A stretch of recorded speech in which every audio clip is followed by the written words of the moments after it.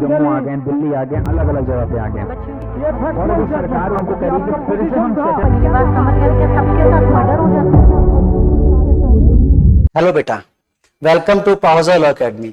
मैं पंकज सर आज आपके साथ एक ऐसे मुद्दे पर बात करने वाला हूं जो मुद्दा आजादी के साथ ही चर्चाओं का विषय बना हुआ है। जैसे हम आजाद हुए हैं उसके बाद से आज तक वो चर्चाओं का विषय बना हुआ है। लोग भिन्न भिन्न टिप्पणियां करते हैं। कुछ लोग उनको एज ए देवता के रूप में पूछते हैं, कुछ लोग उनको एज ए राक्षस के रूप में मानते हैं। जी हाँ, मैं बिल्कुल ऐसे मुद्दे की बात करने वाला हूं जो मुद्दा बहुत ज्यादा सेंसिटिव है। यानी मैं मुद्दे की बात कर रहा हूं महात्मा गांधी जी। कुछ लोगों का महात्मा गांधी जी को लेकर नकारात्मक विचार रहते हैं, कुछ लोगों में महात्मा गांधी को लेकर सकारात्मक विचार रहते हैं। तो बेटा मैं आपसे नकारात्मक और सकारात्मक विचारों के बारे में डिस्कस करने वाला हूं। आज जैसे मैं आ रहा था तो एक बच्चे ने मुझसे बोला कि सर गांधी जी ने देश को बर्बाद कर दिया। मैंने कहा कैसे बेटा? कि सर यदि गांधी जी मान लिए होते तो आज देश में मुस्लिम नहीं होते। तो मेरे मन में आया कि इस बच्चे को अभी जानकारी नहीं है, शिक्षा का अभाव है, अच्छे शिक्षक नहीं मिले इसको पढ़ाने के लिए।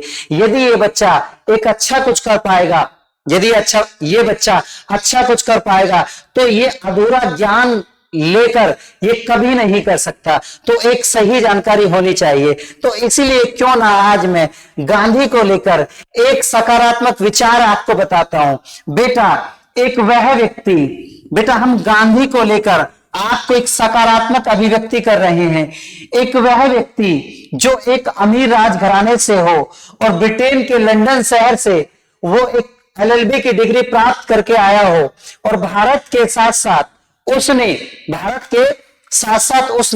विदेशों में भी यानी केस लड़े हों।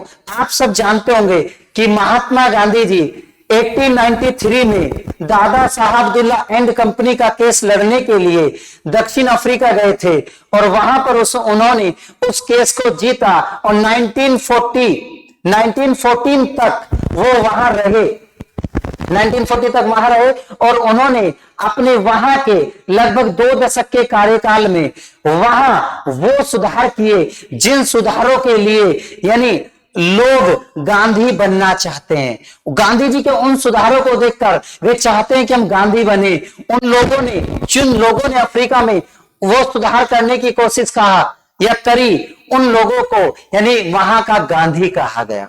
देन जब गांधी जी अफ्रीका से भारत लौटते हैं, लौटने के पश्चात वह भारत का भ्रमण करते हैं, नॉर्थ इंडिया का भ्रमण करते हैं। करने के पश्चात वह साबरमती आश्रम में 1917 में साबरमती आश्रम में ठहरते हैं और साबरमती जो आश्रम है इसका पुराना नाम था कोचराव आश्रम, लेकिन उन्होंने उसको साबरमती आश्रम नाम दिया।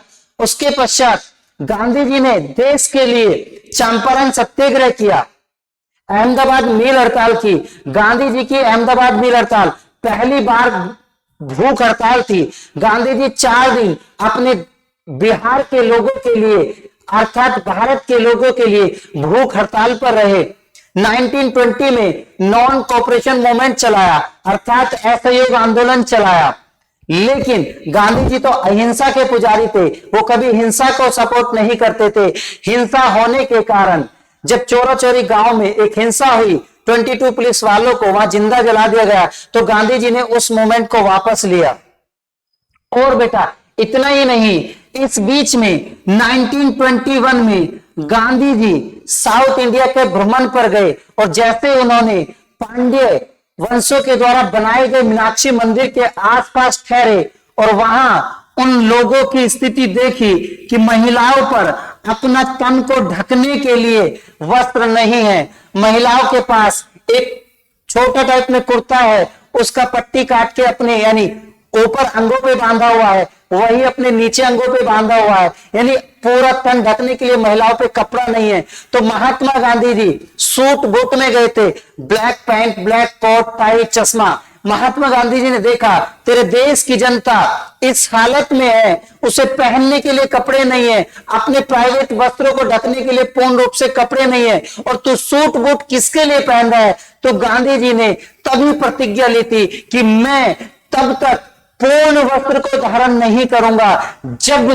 तक मेरे देश के एक एक नागरिक को पूर्ण वस्त्र नहीं मिल जाते, तब तक मैं देश के हर नागरिक को पूर्ण वस्त्र में नहीं देखूंगा। तो गांधी जी ने अपना कोट पैंट शर्ट वहीं त्यागे, मीनाक्षी के मंदिर में रख दिए और वहां एक अपने प्राइवेट अंगों को ढकने के लिए एक छोटा सफेद वस्त्र की धोती बांधी, और जैसे बुजुर्ग धोती बांधते हैं इस तरीके से धोती में उन्होंने अपना 1921 से आगे का पूरा सफर धोती में किया। एक इंसान अपने वस्त्र तक त्याग देता हो, अपने देश के नागरिकों के लिए प्रतिज्ञा लेता हो, तब तक मैं देश के हर नागरिक को वस्त्रों का इंतजाम नहीं कर देता। सब देश के नागरिकों के लिए मैं समता, स्वतंत्रता, बंधुता की भावना सब में नहीं पैदा कर देता, तब तक मैं अपने कार्य में डटा रहूंगा। उस व्यक्ति को लोग क्रिटिसाइज करते हैं, उस व्यक्ति को लोग बुरा बोलते हैं, उसके बारे में जब तक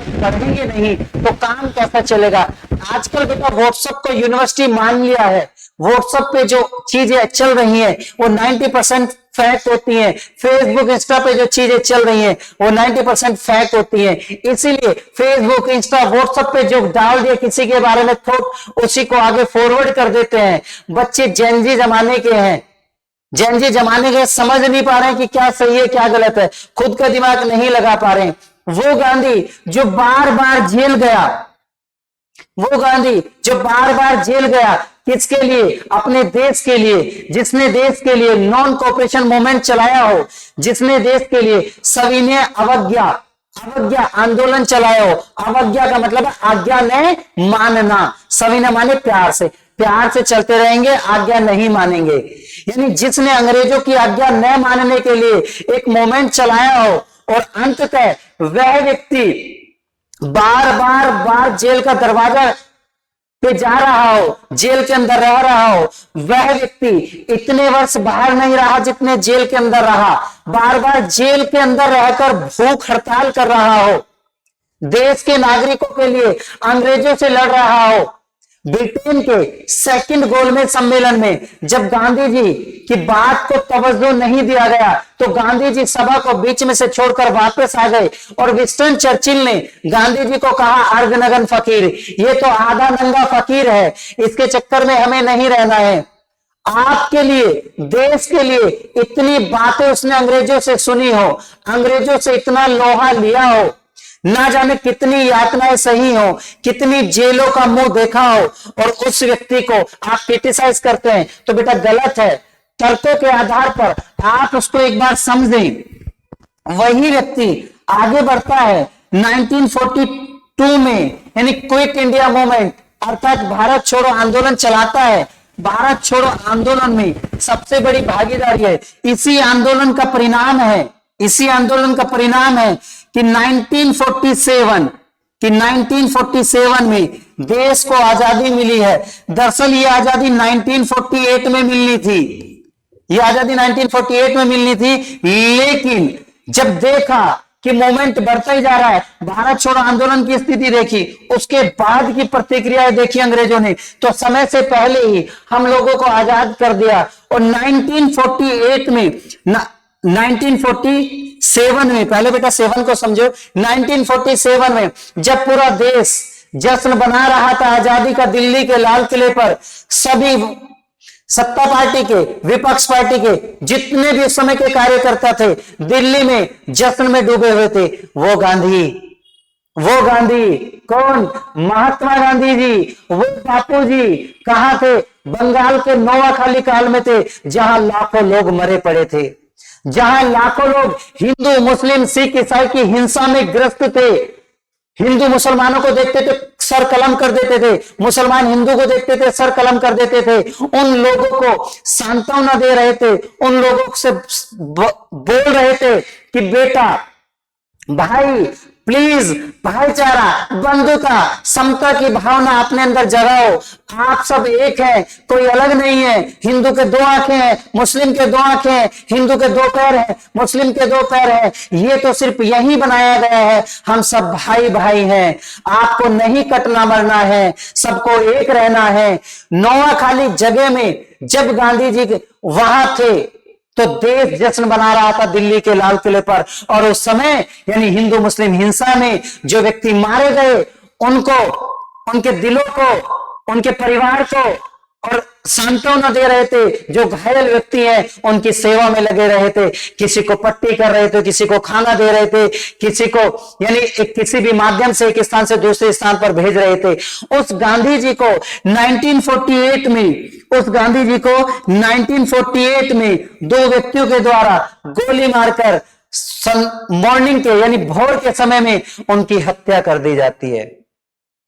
और कुछ जिन व्यक्तियों ने उनकी हत्या की, हत्या करने वाले भी अंत में महात्मा गांधी जी को प्रणाम करा है कि गांधी जी हम आपको प्रणाम करना चाहते हैं, बापू जी आपको प्रणाम करते हैं, हमने जो किया है वैसा ही किया है, लेकिन हम आपके सदैव ऋणी रहेंगे। आपने जो किया है वो देश के लिए उतना किया है जितना हम कभी कर भी नहीं सकते। गॉडसे की जो पुस्तकें हैं, आप गॉडसे की पुस्तक पढ़ेंगे तो आपको समझ आ जाएगा कि गॉडसे ने भी गोली मारने के पश्चात उसकी आंखें भी नम हो गई थी कि तूने किया क्या है।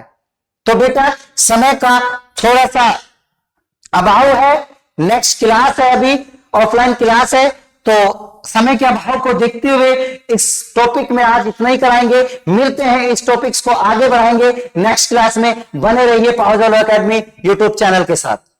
Subscribe for more content.